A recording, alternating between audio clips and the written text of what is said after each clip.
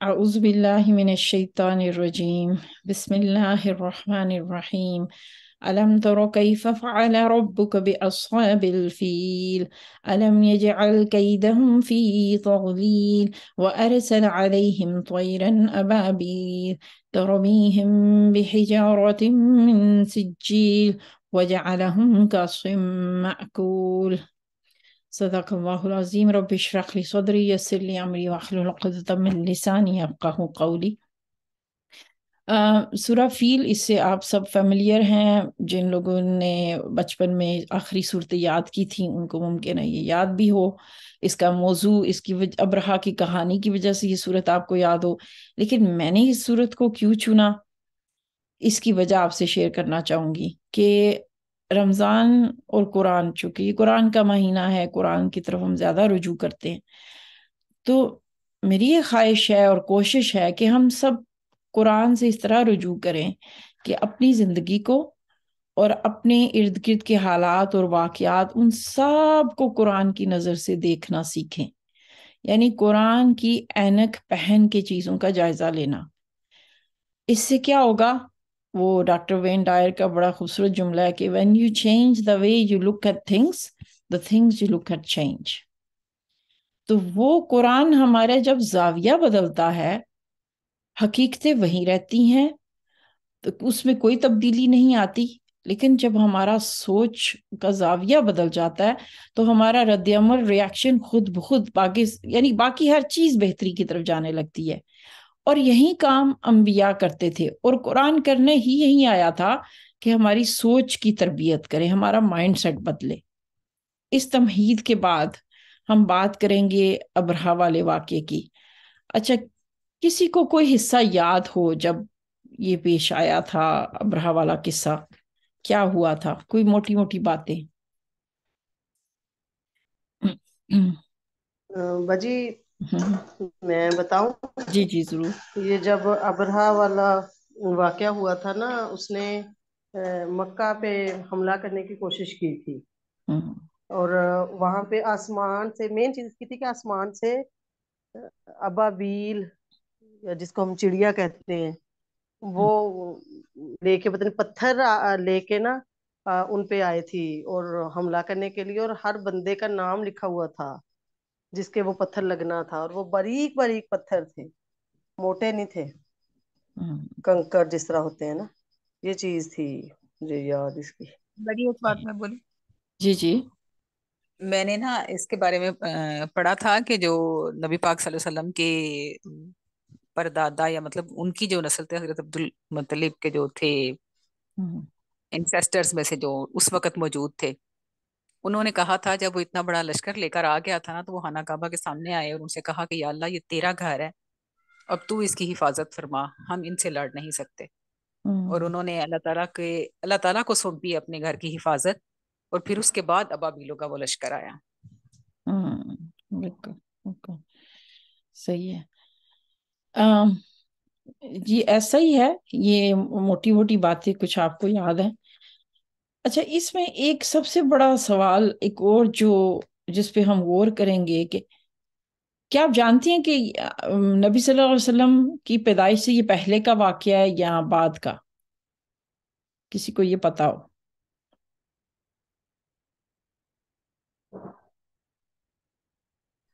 پہلے کا۔ پہلے کا، بالکل۔ اور اسی سال نبی صلی اللہ علیہ وسلم کی پیدائش ہوئی تھی۔ اس کو عام الفیل کہا جاتا ہے غالباً، کہ صاحب یعنی ہاتھی جس سال یہ جی واقعہ باجی، ہم ہاں ہاں اس سال نبی صلی اللہ علیہ وسلم کی پیدائش ہوئی ہے۔ اس سے کیا ثابت ہوا کہ نبی صلی اللہ علیہ وسلم نے تو واقعہ نہیں دیکھا، ڈیفینیٹلی نہیں دیکھا، کیونکہ آپ کی پیدائش سے پہلے کا واقعہ ہے۔ تو پھر یہ بھی ہے، سوال یہ رائتا پیدا بھی ہوتا ہے، ہے نا۔ کھیرے بھی ہیں، ساتھ برگر سورہ بھی نازیہ ہیں۔ آپ میوٹ کر دیں کس خود چیز میں کو۔ رکھو؟ اچھا میں رکھ، ادھر آؤ، ایک نازیہ باری دے دو، ایک فل منٹ میں پلیٹ۔ آپ کو میوٹ کر دیں۔ نازیہ طارق، میں آپ کو میوٹ نہیں کر پا رہی، آپ خود کو میوٹ کر دیں۔ اچھا، اب سوال یہ پیدا ہوتا ہے کہ علم تارا کیف کا لفظ کیوں آیا ہے جبکہ کہ کیا تم نے دیکھا؟ کیونکہ تا ہے، یعنی واحد کا فرد، ایک فرد سے مخاطب کیا جا رہا ہے، تو مطلب کہ نبی صلی اللہ علیہ وسلم کو مخاطب کیا جا رہا ہے کہ کیا تم نے دیکھا نہیں؟ اب جب آپ تو موجود نہیں ہیں تو پھر یہ کیوں انداز اپنایا گیا ہے؟ اور اس کے علاوہ جیسے اصحاب کہف کا جہاں قصہ آیا ہے کہ اگر تم وہاں ہوتے تو تم دیکھتے، اور یہ وہ وہاں پہ بھی دیکھنے کے لفظ استعمال ہوئے ہیں. کئی جگہ قرآن نے یہ کہا ہے کہ کیا تم نے پہلی قوموں زمین میں چلے پھرے نہیں کہ پہلی گزری قوموں کا انجام دیکھتے. حالانکہ دیکھنا جو ہے وہ ہمارے لیے ممکن نہیں ہے جب وہاں موجود نہیں ہے. تو ہم اس پہ بھی ڈسکشن کریں گے کہ کیوں دیکھنے کا لفظ کیوں استعمال کیا قرآن نے. کیا انسان میں یہ پاور ہے کہ وہ کسی چیز کو امیجن کر کے ویسے ہی دیکھ سکے جس واقعے کو گزرے اتنے عرصہ گزر چکا ہو؟ کہ اس پہ ہم بات کریں گے. اچھا، اس صورت کو سمجھنے کے لیے نا میں تھوڑا سا ہو سکتا ہے بورنگ ڈیٹیلز بھی ہوں، لیکن ان کو اس لیے سننا سمجھنا ضروری ہے کہ ہم اس وقت جن حالات سے گزر رہے ہیں، جو حالات اور واقعات ہمارے ملک میں، ہمارے اطراف میں، دنیا میں ہیں، اگر ہم ان سے متاثر ہو رہے ہیں اور ہوتے بھی ہیں، جو ہم کرتے ہیں اس سے معاشرہ متاثر ہوتا ہے، جو کچھ معاشرے میں ہوتا ہے اس سے ہم متاثر ہوتے ہیں، اور دنیا چونکہ اب ایک گلوبل ولیج کا درجہ اختیار کر چکی، تو ایسا نہیں ہے کہ جیسے کووڈ کو دیکھ لیں، ہر فرد اس سے متاثر ہوا ہے، چلیں وہ بڑا ایونٹ تھا. اس کے علاوہ بھی جو واقعات ہوتے ہیں، چاہے وہ پیٹرول کی قیمتیں اوپر نیچے جائیں، یا کسی ملک کی اکانومی کا مسئلہ ہے، یا گھروں کی قیمتیں، یا جو کھانے پینے کی اشیاء ہیں، جب یہ ساری چیزیں اوپر نیچے ہوتی ہیں تو اس سے ہماری زندگی متاثر ہوتی ہے نا. تو ہماری ایک پھر رائے بن جاتی ہے ان چیزوں کے بارے میں. اب دیکھنا یہ کہ اس وقت کی سچویشن کیا تھی. ابرہہ ہی سے بات شروع کرتے ہیں. پہلی چیز تو یہ دیکھیں کہ خانہ کعبہ، اس کی اہمیت، اس کی تاریخی جگہ، یہ تو ہم جانتے ہیں. وہ تب بھی اور آج بھی آپ دیکھیں کہ ہمارے لیے قرآن میں امت وسط کا لفظ آیا ہے، اور اس کے لیے علماء نے یہ بھی کہا ہے کہ اگر آپ دنیا کا نقشہ دیکھیں تو عموماً جو مسلم ممالک ہیں وہ دنیا کی درمیان کی پٹی میں دکھیں گے آپ کو، اور خانہ کعبہ کا جو ہے یہ دنیا کا مرکز ہے. اور مرکز ہونے کی وجہ سے ایک طرف تو یہ افریقہ، ایشیا، اور دوسری طرف یورپ اور دوسرے بر اعظموں کے درمیان یہ آتا ہے. اس زمانے میں جب تجارت ہوتی تھی تو سوچے کہ اتنی بڑی بڑی جو ممالک ہیں، حکومتیں ہیں، جب وہ تجارت کرتے تھے، قافلے جب جاتے تھے تو ہر قافلہ سمندر کے راستے سے نہیں گزر سکتا تھا، تو انہوں کو وہی راستہ لینا پڑتا تھا جس کو حجاز کا راستہ کہتے ہیں. اور اگر تجارتی قافلے محفوظ نہ ہوں تو اس ملک کی پوری اکانومی تباہ ہونے کا اندیشہ ہے. تو یہی وجہ ہے کہ قریش کے ساتھ ارد گرد کے تمام ممالک، بلکہ قریش نے اپنے نمائندے بھیجے تھے، تو ان کے ساتھ ان کی ٹریٹی تھی کہ وہ تجارتی قافلوں کو کچھ نہیں، ان کی حفاظت میں ہوتے تھے. قریش کا اس کی وجہ سے بہت بڑا مقام تھا. یہ جو اگلی صورت ہے نا، لِإِيلَافِ قریش إِيلَافِهِمْ رِحْلَةَ الشِّتَاءِ، قریش والوں کو پھر اللہ تعالیٰ یہاں احساس دلا رہا ہے کہ بھئی گرمی سردی میں وہ ان ملکوں کے موسموں کے حساب سے تجارت کیا کرتے تھے.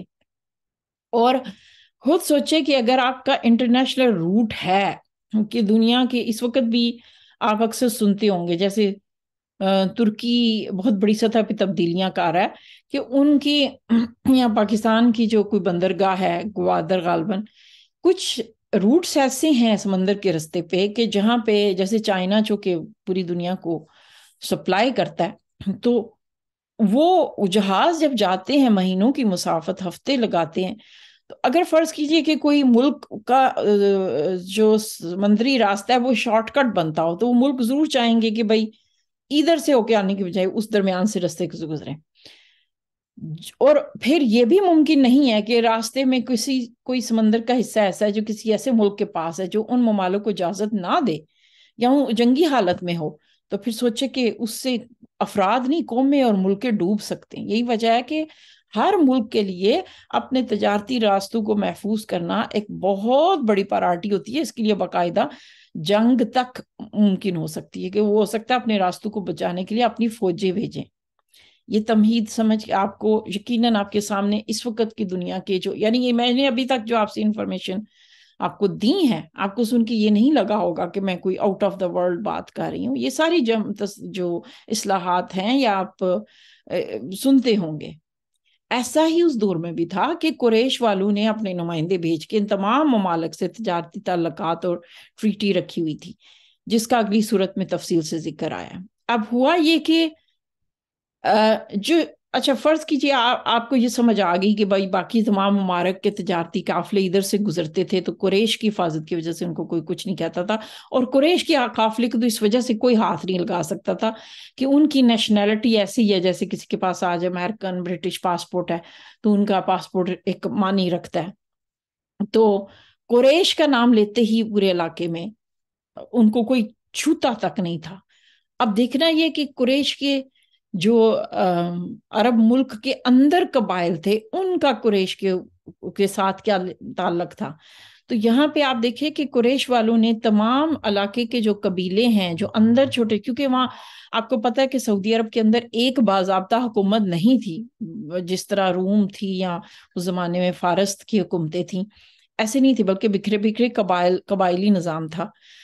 ہر قبیلے کا ایک بت کعبہ کے اندر تھا, یوں سمجھ لیں کہ انہوں نے جیسے گروی رکھا ہوا ہے.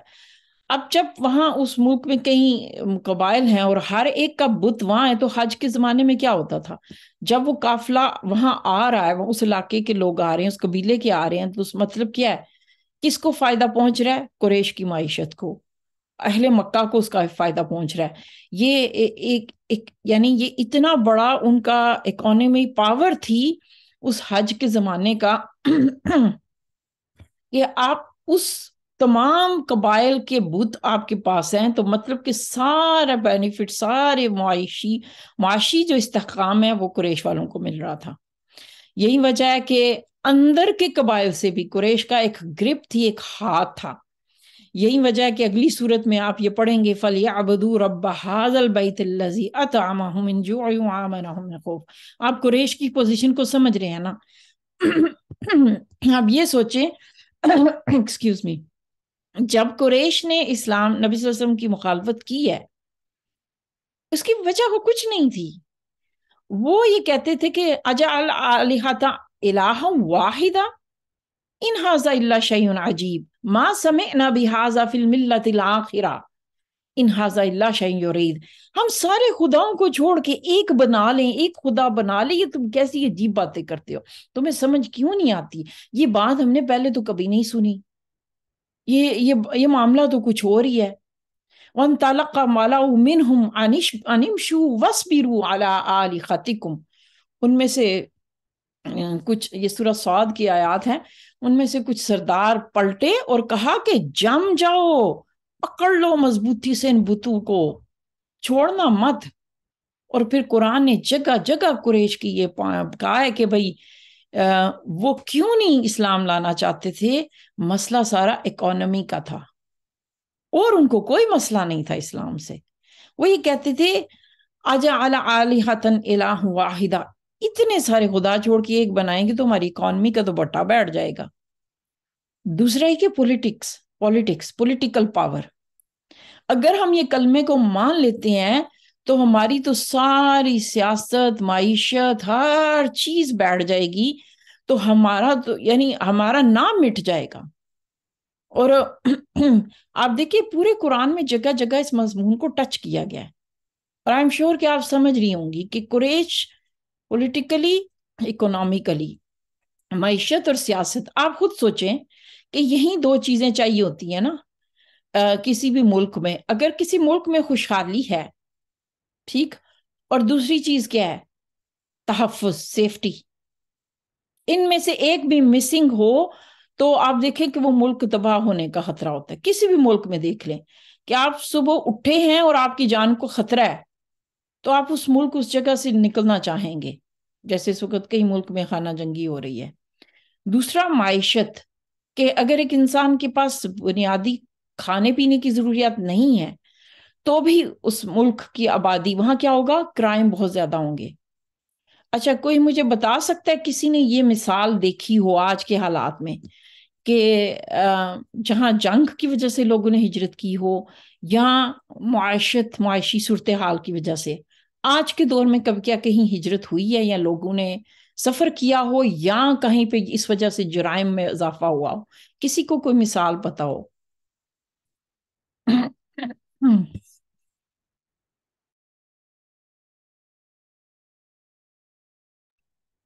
کیا بہت مشکل سوال ہے، کچھ تو انفارمیشن ہوں گی آپ لوگوں کو، کوئی بولنا چاہے گا؟ السلام علیکم۔ جی جی۔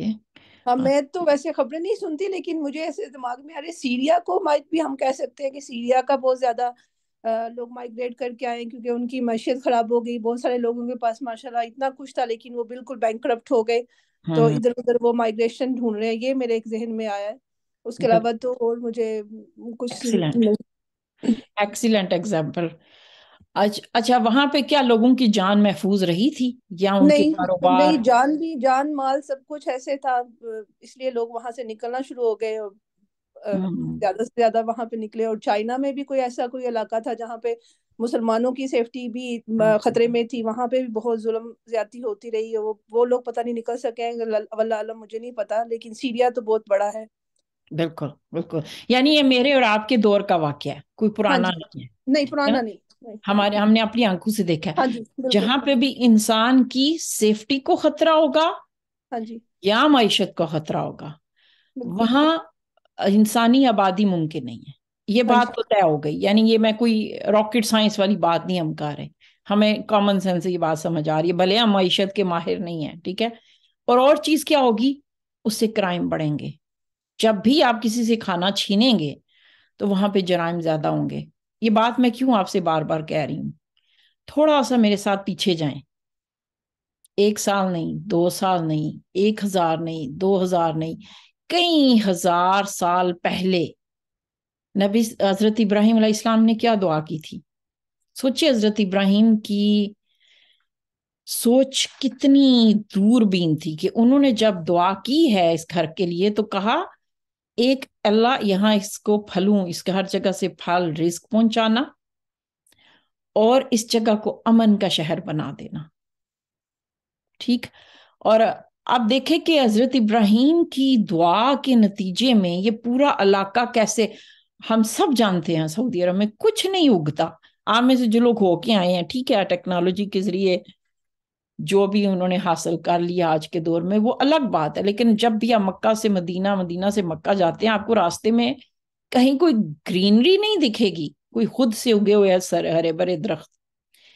ایسے ملک میں قوموں کا، ابھی ہم نے کہا نا کہ جہاں یہ خطرہ ہو، کچھ کھانے کو نہ ہو، وہاں تو انسان آباد ہی نہیں ہوں گے، اور جہاں سیفٹی کا ایشو ہو، یہ دونوں تب بھی ہر خطے، ہر قوم، ہر ملک کے لیے تھے، آج بھی ہیں۔ ہم یہ نہیں کہہ سکتے کہ آج انسان جو ہے، یہی تو وجہ ہے کہ قرآن ایک حقیقی سچائی ہے جو وقت کے حالات اور زمانوں کے ساتھ نہیں بدلتی، کیونکہ حقیقتیں کب بدلتی ہیں؟ تب کا انسان بھی حفاظت مانگتا تھا اور اس کو کھانا اس کی ضرورت تھی، آج بھی ہماری وہی ضرورت ہے۔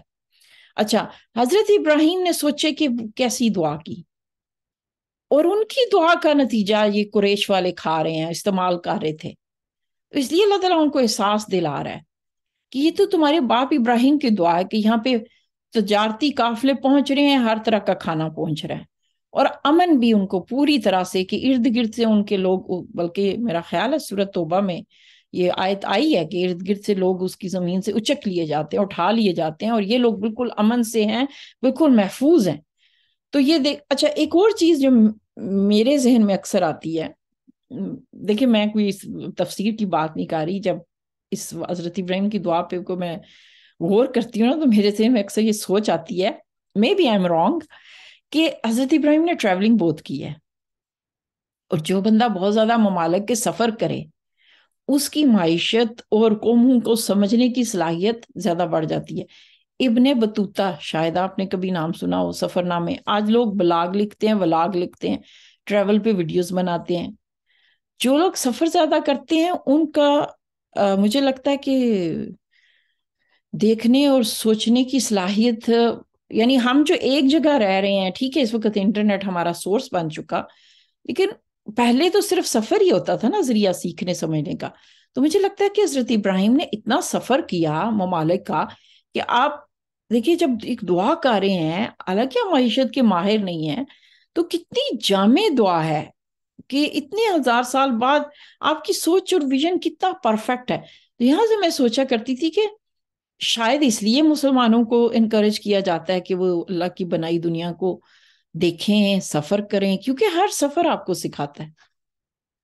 جس نے بھی کچھ اچیو کیا ہے اس نے دنیا کو، آپ جتنا ایکسپلور کرتے ہیں نا، ایک زمانہ تھا کہ مسلمانوں کا کام ہی یہ ہوتا تھا سیر و سیاحت کرنا، بلکہ ہمارے علماء تمام انبیاء جو گزرے ہیں ان کی زندگیوں کے بہت بڑے حصے دنیا کی سیر کرتے گزرے ہیں. یہ ابھی حال ہی میں ہوا کہ یہ اس کا تصور ذرا کم ہو گیا اور جب ہم پہ زوال آیا، لیکن ہمارا دین میں یہ ہے مقام. اور اس میں جب کہا کہ میری زمین میں تم چلو پھرو تاکہ تم دیکھو اللہ کی نشانیوں کو اور اس چیز کو، تو اس میں اللہ نے ایسا کوئی لفظ نہیں استعمال کیا کہ خواتین کو تو کچھ دیکھنے سننے کی ضرورت نہیں ہے، کیونکہ انہوں نے تو صرف ہانڈی روٹی کرنی ہے. جیسے مجھے ابھی کئی بہنیں اس وقت کچن میں کھڑی دکھ رہی ہیں، ان کے کھانے کی اسمیل بھی مجھے آ رہی ہے.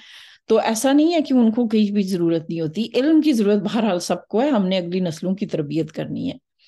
یہ ایک میری ایک ذاتی رائے تھی، and you have a right to disagree. اچھا، اب میں نے آپ کے سامنے بیک گراؤنڈ رکھ دیا. قریش کی میں نے آپ کو جو اکانومی ان کی اس وقت کی صورتحال تھی وہ بتا دی، اور ان کا جو پولیٹیکل سچویشن تھی وہ بتا دی. اب ہوا یہ کہ ابرہا، اچھا میں بھول گئی ہوں کس ملک کا تھا، اگر کسی اور کو پتا ہو تو بتا دے، میرے ذہن سے نکل گیا. یمن کا. یمن کا. اور یمن کے جو راستہ ہے نا وہ ملتا تھا، یمن لنکڈ تھا. یمنی قافلے بھی حجاز کے راستے سے جایا کرتے تھے. ابرہا یمن کی آرمی کا تھا اور اس نے اپنے جرنیل کو مار ڈالا تھا. اگرچہ کہ اگر کوئی جرنیل کے انڈر جیسے آرمی میں کوئی بغاوت کرے تو اس کی سزا موت ہوتی ہے، تب بھی اور آج بھی. لیکن ابرہا بہت ہی کلیور مائنڈ، اس طرح کا کلیور مائنڈڈ جیسے ہٹلر تھا نا، ڈکٹیٹر، اور لوگوں کو اپنے انڈر کنٹرول کر کے اپنے کام نکلوانے والا، وہ کچھ اس ٹائپ کا بڑا تیز قسم کا بندہ تھا. اس نے اگرچہ کہ اپنے لیڈر کو مارا، لیکن اس کی چالاکی یہاں سے اندازہ لگائیں کہ جو اس ملک کا جو جنرل اوور آل پریزیڈنٹ، جو صدر، جو بھی ان کا لیڈر تھا، اس کی نظروں میں اس نے اپنی جگہ بنا لی. اور اس نے اس کو کچھ نہیں کہا، بلکہ اس کو پوری آرمی کا جنرل اس نے بنا دیا.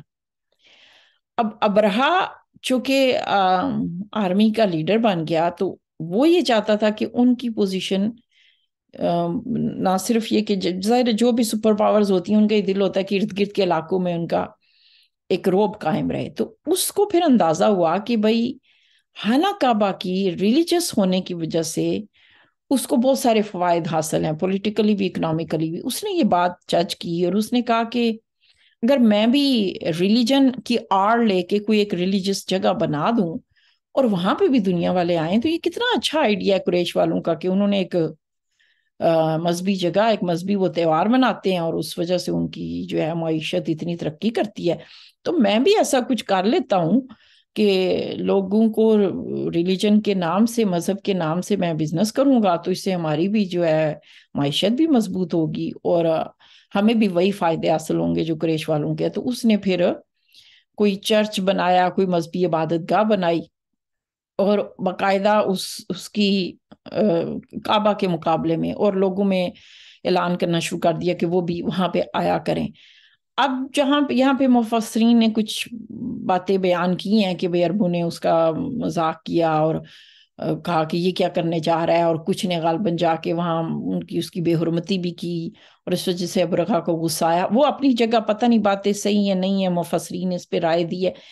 لیکن ایک بات جو صحیح ہے، جس پہ ہم یقین سے کہہ سکتے ہیں کیونکہ وہ آج بھی ہوتی ہے، کہ اکثر ہم بہت زیادہ پروپیگنڈا سنتے ہیں کہ جی لوگ فرقوں کے نام سے لڑتے ہیں، مسجدوں پہ بم پھینکتی ہیں.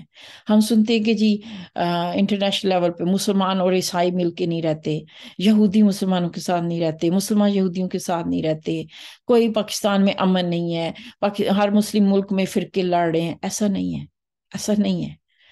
کوئی مسلمان سے یا کوئی عیسائی مسلمان سے نہیں لڑنا چاہتا. میں آپ سے کیوں لڑوں گی, آپ مجھ سے کیوں لڑیں گے؟ لڑائی جب بھی ہوئی ہے اس کے پیچھے کوئی پولیٹیکل ایجنڈا ہوتا ہے, اس کے پیچھے کوئی اکانومی کی جنگ ہوتی ہے. سو کارڈ وہ اس کو لوگ کہتے ہیں ریلیجس وار ہے. ریلیجس وار دیر از نو سچ تھنگ.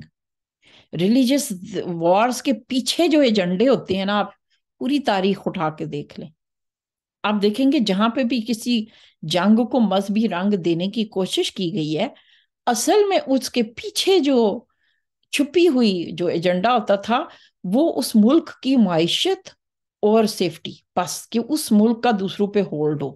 اس کے لیے وہ ہمیشہ مذہب کو بنیاد بناتے رہے ہیں. یہ تب بھی تھا, آج بھی ہے.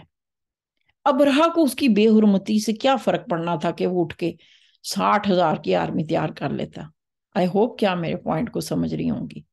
تو آج بھی اگر کوئی عراق میں جنگ چھڑی ہے یا کوئی لڑواتا ہے تو یہ عام بندے کا کوئی فائدہ نہیں ہے. عام بندہ تو امن سے رہنا چاہتا ہے, چاہے اس کا پڑوسی سکھ ہے, ہندو ہے, کسی اور مسلک کا ہے, وہ چاہتا ہے وہ اپنے بچوں کے ساتھ, گھر والوں کے ساتھ ایک سکون والی زندگی گزارے. لیکن کچھ اور لوگوں کو فائدہ پہنچ رہا ہوتا ہے تو وہ عام لوگوں کو استعمال کرتے ہیں. تو اس لیے اس بنیاد پہ پھر مذہب کو جو لوگ اٹھ کے برا بلا کہنے لگ جاتے ہیں کہ مذہبی کو الزام لگا کے بڑا دلیل دیتے ہیں اپنی طرف سے کہ دیکھا مذہب نہ ہو تو انسانوں میں امن ہو, تو یہ دلیل بالکل بے بنیاد ہے. اچھا, ابرہا کی طرف واپس آتے ہیں. جب اس کو لگا کہ اس کی یہ چال نہیں, جو وہ چاہ رہا تھا نتائج, ظاہر ہے ایک مذہبی عبادت گاہ بنا کے اس کو وہ نہیں ملا, تو اس نے اس بے حرمتی والے واقعے کو بنیاد بنایا. یعنی اس کو بہانا چاہیے تھا, یا مطلب اس نے سوچا کہ چلو ایسا کرتا ہوں کہ مجھے اگر میں کعبہ کو گرا دوں تو پھر مجھے جیسے ہی کعبہ راستے سے ہٹے گا تو جو میں چاہ رہا ہوں کہ بھائی میرے علاقے کے لوگوں, ساری دنیا سے لوگ ادھر آئیں عبادت کے لیے, مذہب کے لیے, ان کے یہاں پہ ہوں اور میری اکانومی ہمارے ملک پھلے پھولے, تو اگر چلو پھر تو کعبہ راستے سے ہٹ گیا تو بات ہی ختم. یہ سوچ کے اس نے اس زمانے میں 60,000 کی آرمی تیار کی, جس میں اس دور کی بہترین ٹیکنالوجی تھی. اس کی آرمی اس زمانے کے اس علاقے کے لحاظ سے کوئی چھوٹی موٹی آرمی نہیں تھی. جیسے ابھی آپ میں سے کسی نے شیئر کیا کہ وہ لوکل لوگ اس کا مقابلہ نہیں کر سکتے تھے. یعنی آج کے دور میں سوچے جس آرمی کے پاس ٹینک ہوں, ڈرون ہوں, اڑنے والے ہتھیار ہیں, یا نیچے کچھ ہیں, تو ظاہر ہے کہ ایسے تمام اتنی بڑی آرمی کا مقابلہ ہر کوئی نہیں کر سکے گا.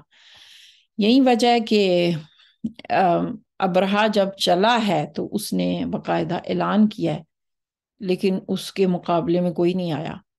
راستے میں وہ جھڑپیں کرتے ہوئے, ان آرمیز کے کوئی ڈسپلن تو ہوتے نہیں ہیں, وہ یہاں لوگ ان کے سامنے خود ہی سرنڈر کر دیتے تھے, تو یہاں لوٹ مار کرتے ہوئے وہ چلتی رہی آرمی. جب وہ لوگ پہنچے اور راستے میں ان کو جس آدمی نے, مجھے اس کا نام نہیں پتا, آپ تفسیر کی کلاسوں میں دیکھ رہے تھے, جس نے اس کو کیا کہتے ہیں جو راستہ بتاتا ہے, کھوجی تو نہیں کہتے اس کو, ٹریول گائیڈ کو پتہ نہیں کیا کہتے ہیں, مجھے ذہن میں نہیں آ رہا لفظ, راہبر کہیں گے, اس زمانے میں کوئی لفظ استعمال ہوتا تھا. اس کسی بندے کا قبیلہ تھا, تو اس نے کہا کہ آپ مجھے اور ہمارے علاقے کو چھوڑ دیں یا میرے جانوروں کو چھوڑ دیں تو میں آپ کو بتا دیتا ہوں کعبے کا رخ.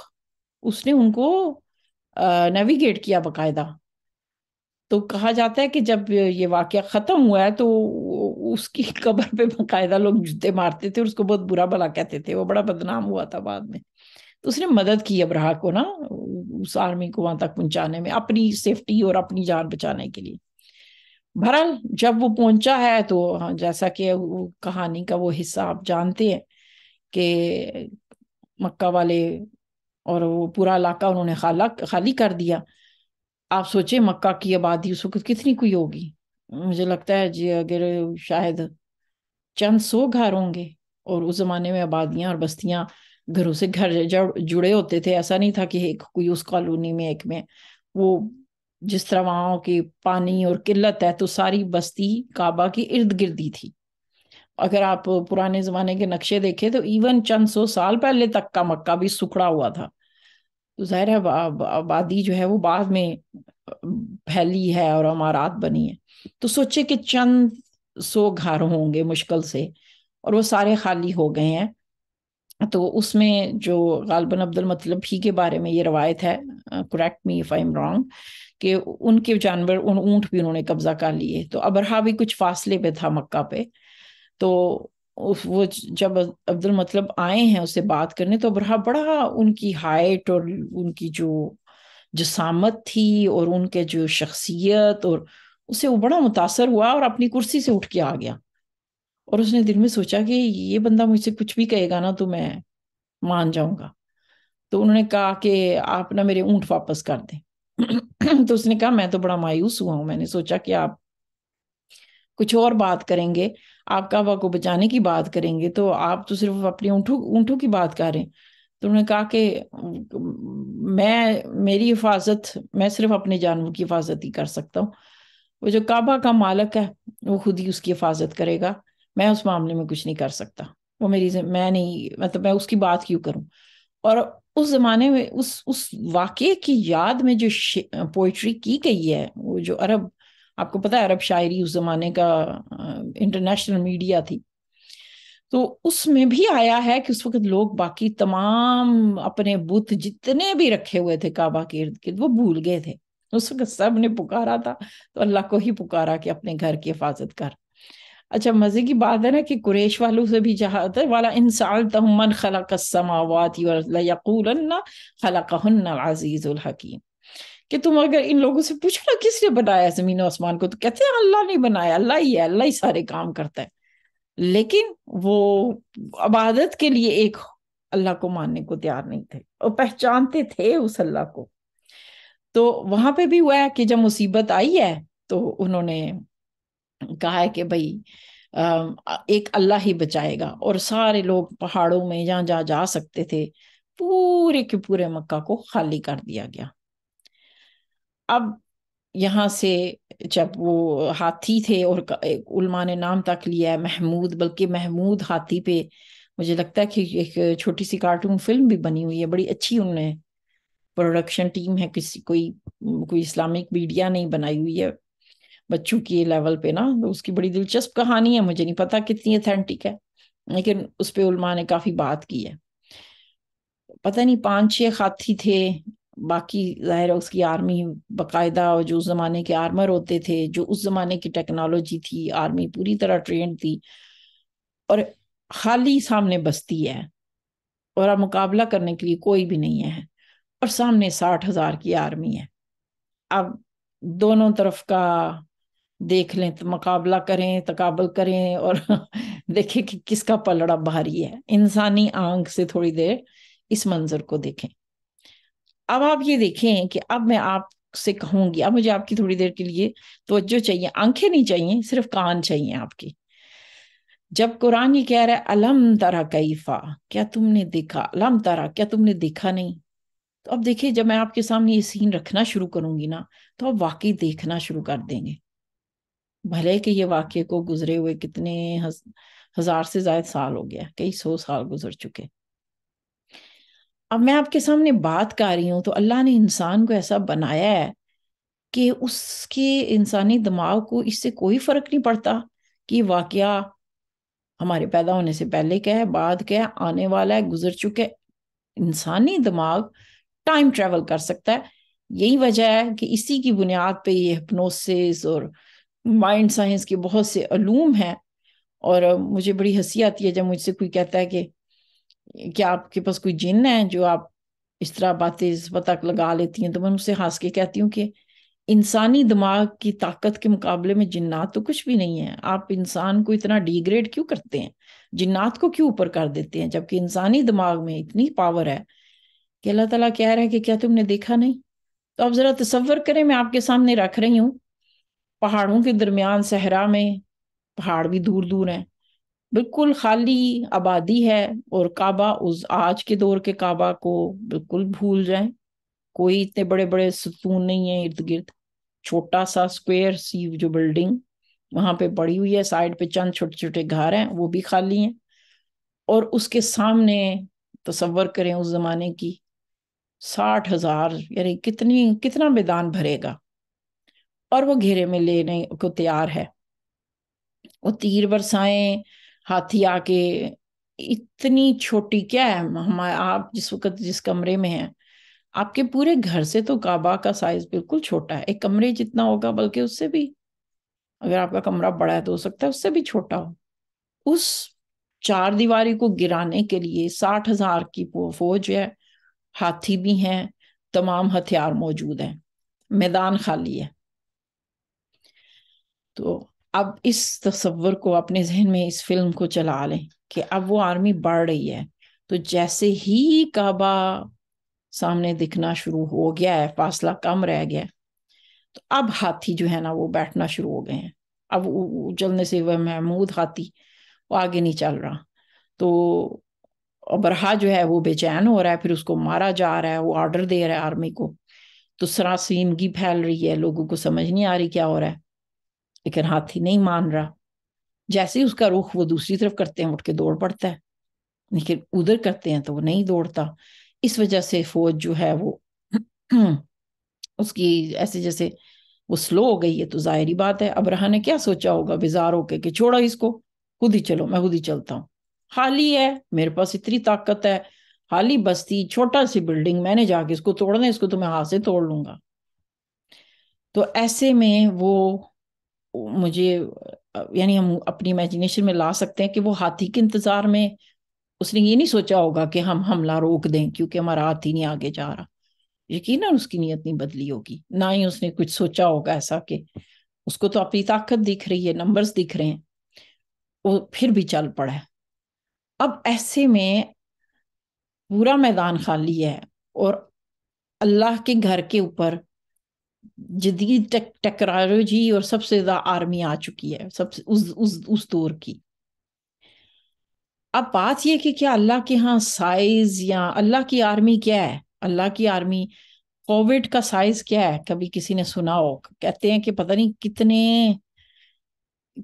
کتنے لاکھ چاولوں کے دانے آپ بنا دیں تو، یعنی مجھے اب مثال یاد نہیں آ رہی، لیکن انہوں نے کہا تھا کہ کووڈ کا سائز اتنا باریک ہے، اتنا باریک ہے کہ اس کو یعنی انسانی آنکھ تو بہرحال نہیں دیکھ سکتی تھی، ہم میں سے کسی نے نہیں دیکھا، اور خوردبین سے دیکھا گیا ہے پھر بھی اس کو، یعنی جس طرح چھوٹی سی چھوٹی ترین چیز تھی، اور اس نے پوری دنیا کو آ کے نا ایک جیسے پلے بٹن ہوتا ہے، پاز بٹن ہوتا ہے، فارورڈ ریوائنڈ، ایسے کیسے کووڈ نے آ کے پاز دبایا، اور پھر بڑی بڑی آرمیز اور ٹینک وہیں کھڑے رہ گئے، سارے ڈاکٹرز کھڑے رہ گئے، اور اس نے ایسے کر کے پاز بٹن دبایا. کسی کی جرت نہیں ہوئی آ کے کہتا کہ تم ہو کیا چیز، تم ہم سے مقابلہ کرتے ہو، کسی کی جرت نہیں ہوئی، اس نے کھڑا کر دیا سب کو.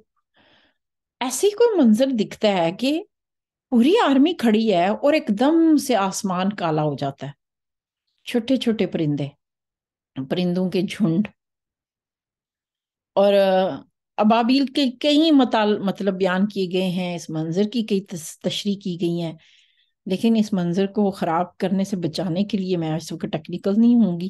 اب تصور کریں کہ 60,000 کی اگر آرمی ہے، اگر آپ میں سے کسی نے BBC کو ڈاکومنٹریز دیکھی ہوں جو جانوروں پہ بنتی ہیں، پرندوں کے جب ہول اٹھتے ہیں تو جب وہ اکٹھے ہوتے ہیں نا تو وہ اتنا بڑا جھمگٹا ہوتا ہے کہ آپ ایک تو گن نہیں سکتے ان کو، دوسرا ہے کہ اگر وہ بہت بڑی سطح پہ جب بھی پرندے اکٹھے ہوتے ہیں تو وہ آسمان بالکل کالا ہو جاتا ہے وہاں سے. اس جھمگٹے اور جو جھنڈ ہے اس کو بھی ابابیل کہا جاتا ہے، یعنی ایک تشریح یہ بھی ہے.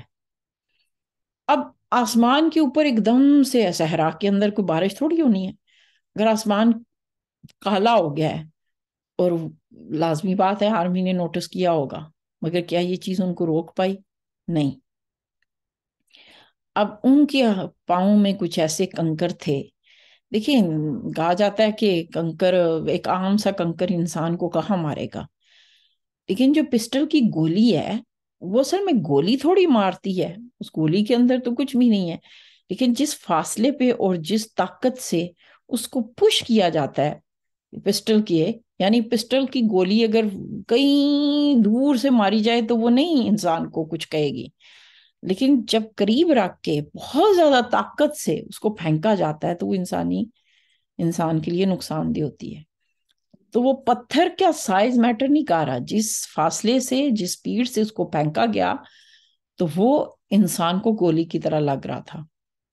اور پھر ایک نہیں، سمجھ لیں کہ جیسے کبھی آپ نے جالہ باری دیکھی ہو، جو سٹونز پڑتے ہیں جب، کتنی یعنی گاڑی کے اوپر پڑے ہوں ڈر لگنے لگتا ہے، ٹک ٹک ٹک ٹک ٹک کی آواز، اس طرح وہ پتھر لگ رہے تھے کہ جیسے بس وہ آئے جا رہے ہیں، ان کا کام ہی یہی تھا پتھروں کو پھینکتے جانا۔ اب 60,000 کی آرمی میں بھگدڑ مچی ہوگی یا نہیں؟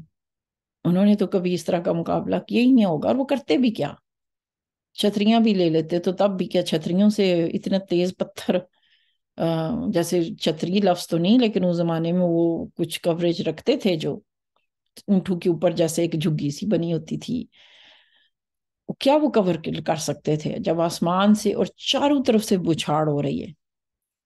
اب علماء نے کئی قسم کی تشریحیں کی ہیں کہ بھائی جب وہ اس سے چھلے ہیں، زخم اتنے زیادہ زخمی ہوئے ہیں، تو ان زخموں کا علاج کوئی نہ کرنے کی وجہ سے کوئی بیماری پھیلی اور وہ ساری آرمی مر گئی، یا یہ کہ انہی ہی سٹونز کی وجہ سے، یعنی ہو سکتا ہے کچھ زخموں سے مرے ہوں، یہ بھی ممکن ہے، جب جگہ جگہ اتنی زیادہ پتھر جسم کے اندر گھس جائیں تو ان زخموں کے انفیکشن سے وہ مر گئے ہوں، یا ایسی جگہوں پہ پتھر لگے ہوں، ایسے حصوں پہ کہ ان سے ان کی موت واقع ہو۔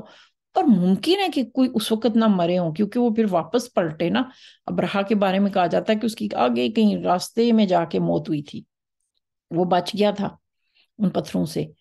ممکن ہے کہ وہ کور میں رہا ہو، اس کی فوجی اس کو بچاتے رہے ہوں، اس کو اتنے پتھر نہ لگے ہوں، لیکن پھر بھی جو لگ گئے ہوں اس کی وجہ سے اس کو انفیکشن ہو گیا ہو، اور جب وہ پہنچا ہے تو راستے میں وہ انفیکشن پھیل گیا ہو، بیماری بن گیا ہو، اور پوری کی پوری آرمی اس میدان میں چت پڑی رہ گئی اور کوئی اس کا بال بیکا نہ کر سکا۔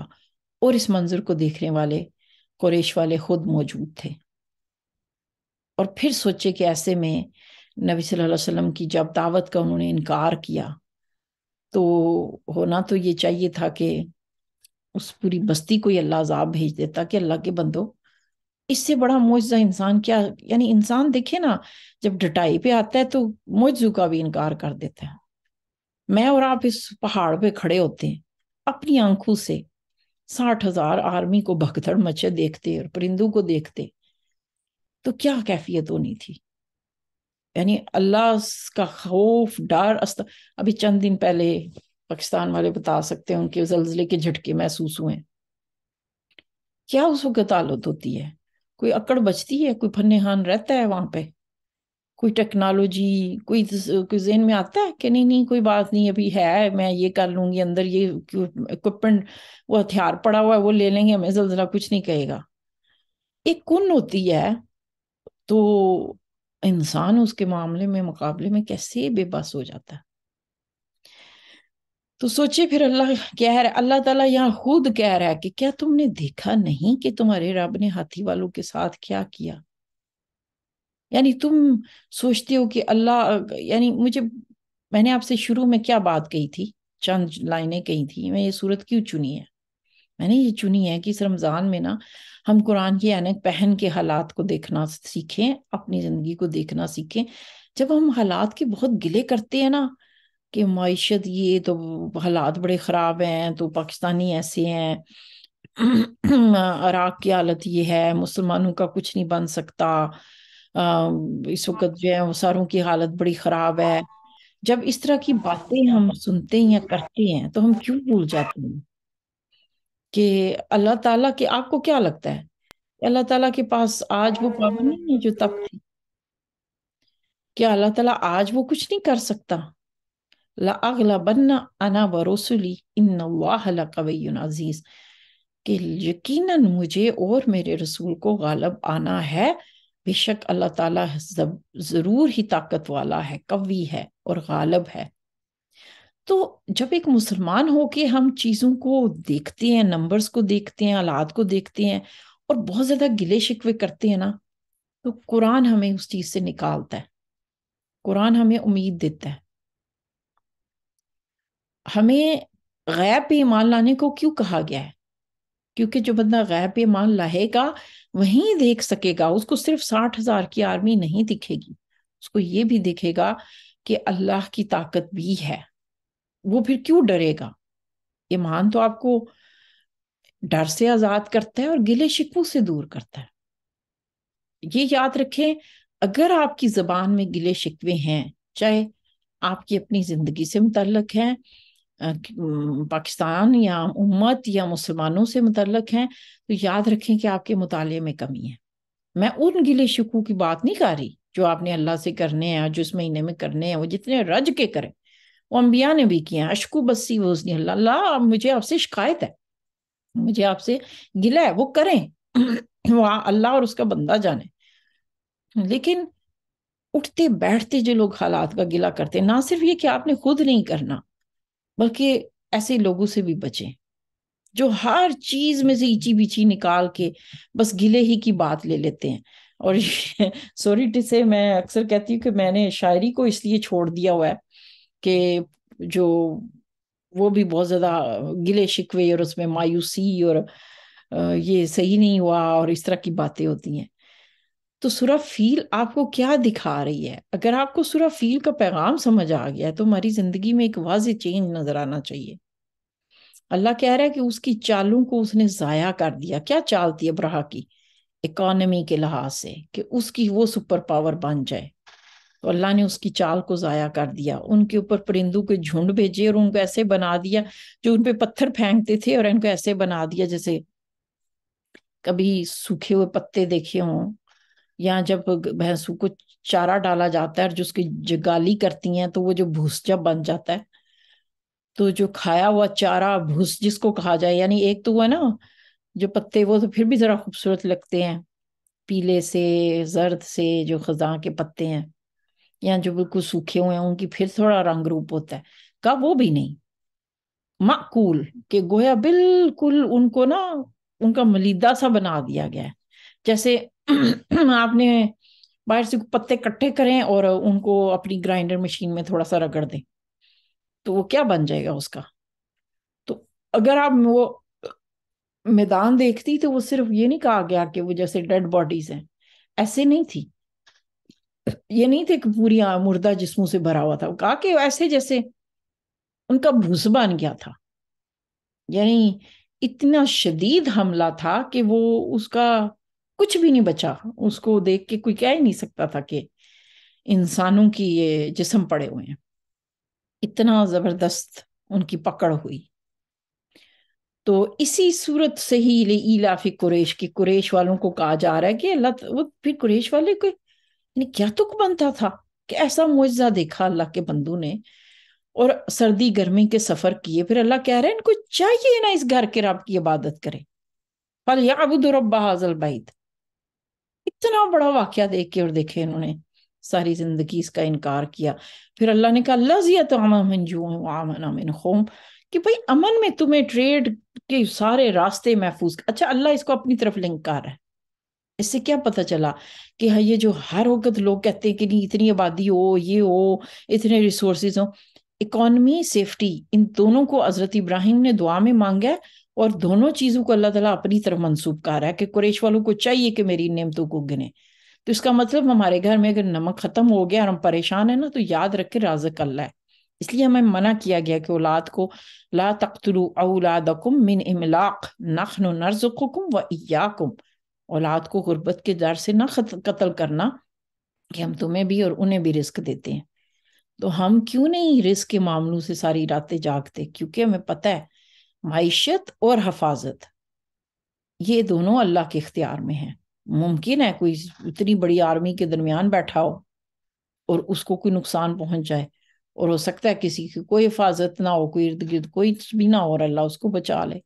کیا یہ ہم آج کے دور میں نہیں دیکھتے واقعات؟ پھر اسی طرح معیشت کی بات دیکھ لیں تو ہو سکتا ہے کسی کے بس کچھ, میں کہتی ہوں کہ صرف پیسوں سے ہی کام ہوتے تو ہر پیسے والا حاجی ہوتا اور غریب کبھی حج نہ کر پاتا. تو دیکھ لیں معاملہ اس کے برعکس ہے, کبھی غریبوں کے بھی بیڑے پار ہو جاتے ہیں اور کبھی امیر بھی بیٹھے رہ جاتے ہیں. تو معیشت اور حفاظت اللہ اس کو اپنی طرف منسوب کر رہا ہے، قوموں کبھی، تو پھر میری اور آپ کی کیا مجال ہے؟ تو ہمیں اپنے دمان کو دوبارہ استوار کرنا ہے۔ اچھا، یہ تھی سورہ فیل کے حوالے سے گفتگو۔ اب اگر کسی اس حوالے سے کسی کا کوئی کمنٹ ہو، کوئی بات ہو، آپ کو سمجھ آئی ہے جو سٹوری میں نے آپ سے شیئر کی، اور وہ نکات جو میں آپ تک پہنچانا چاہ رہی ہوں، کوئی بات کرنا چاہے اس حوالے سے؟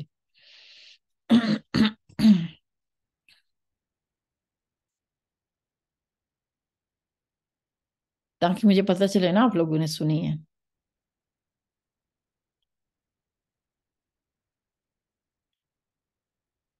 کچھ بہنیں تو انہیں تو مجھے میسج کیا تھا کہ وہ بول نہیں سکیں گی، گھر سے باہر ہیں، لیکن کوئی موجود ہے آپ کو کچھ سمجھ آئی ہے اس حوالے سے، کوئی بات آپ کرنا چاہیں؟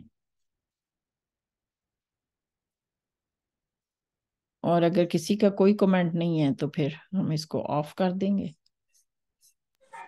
باجی اس پہ آ کے جب وہ منظر کشی ہوئی کہ ابرہا کی اتنی بڑی فوج ہے اور آگے خالی گھر چھوٹا سا اور پھر ساری خالی بستی، اور پھر اس کے بعد ان کا ہاتھی چل نہیں رہا، اور جس طرح سے پھر ان کی فوج کا حال ہوا، تو مجھے ایسے لگ رہا ہے کہ ایک بندہ ایک دم سے کتنا ایکسائٹیڈ ہوگا کہ میں ایک دم سے کانکر کر کے آ رہا ہوں، تو میرے آگے تو کچھ ہے ہی نہیں۔ اور پھر جب اس کے ساتھ اتنا کچھ ہو گیا تو پھر اس کی کیا ذہنی کیفیت ہوگی؟ اللہ تعالیٰ نے اس طرح کا اس کو وہی والی بات، اس کو پھر وہ اس وقت پھر اس کو حضرت عبد المطلب کی بات سمجھ آئی ہوگی کہ میں اپنے اونٹ کا، مجھے میرے اونٹوں کی سے دلچسپی ہے، اس گھر کا مالک خود ہی اپنے گھر کی حفاظت کر لے گا۔ بے شک، اس بات کا اصل مطلب تو اس کو تب سمجھ آیا ہوگا۔ بے شک، جیسے فرعون کو ڈوبنے سے پہلے آ گئی تھی سمجھ۔ ہاں، یہ والی بات بھی مجھے لگتی ہے کہ اتنی واضح نشانی دیکھ کے تو پھر قریش کا اس طرح کی حرکتیں کرنا اور پھر انکار کرنا اور کفر کرنا بہت ہی سخت دلی سخت چیز دل، نظر آتی بے شک بے شک۔ دیکھو نا، کووڈ سے کتنے ہی لوگ ان کے دل نرم ہو گئے تھے اور لوگوں نے اللہ سے رجوع کیا، توبہ کی، تو عجیب بات ہے کہ اتنا بڑا انہوں نے واقعہ دیکھا جس کو ہم سن بھی رہے ہیں تو ہمارے ایسے جیسے رونگٹے کھڑے ہو رہے ہیں، اور ان کے دل نہیں نرم ہوئے تھے۔